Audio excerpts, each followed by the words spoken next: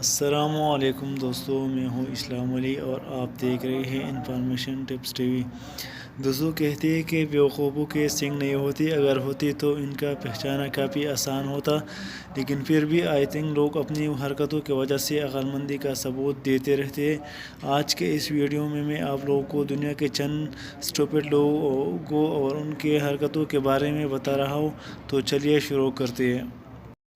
Number 1 دوستو، جب بھی کوئی ڈرائیور کار لے کر جاتا ہے تو وہ کار پارک کرنے کے بعد اچھی طرح لاک کرتا ہے تاکہ چوری نہ ہو جائے، لیکن ساتھ میں ہینڈ بریک بھی لگانی پڑتی ہے تاکہ گاڑی موو نہ کر سکے۔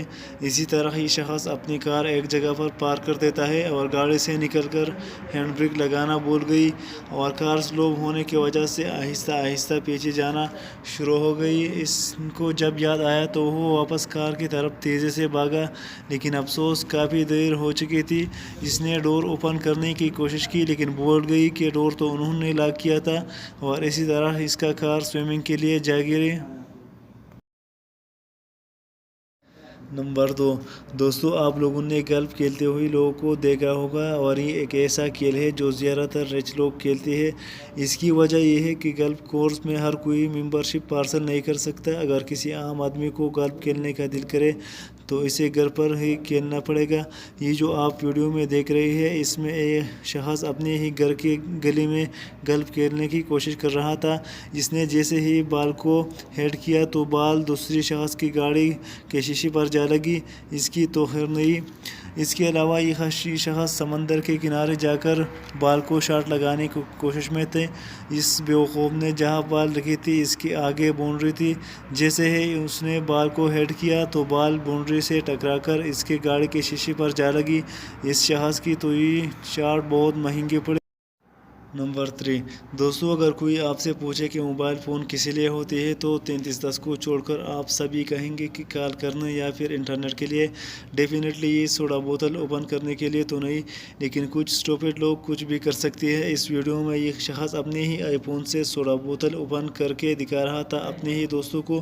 اس نے پہلی بار تو بوتل اس سے اوپن کر لی، لیکن ایکسائٹڈ بھی جب اس نے دوسری بوتل کو اوپن کرنے کی کوشش کی تو آئی فون ٹکڑے ٹکڑے ہو گئی اور اس بیچارے کی ساری ہیرو پنتی فیل ہو گئی۔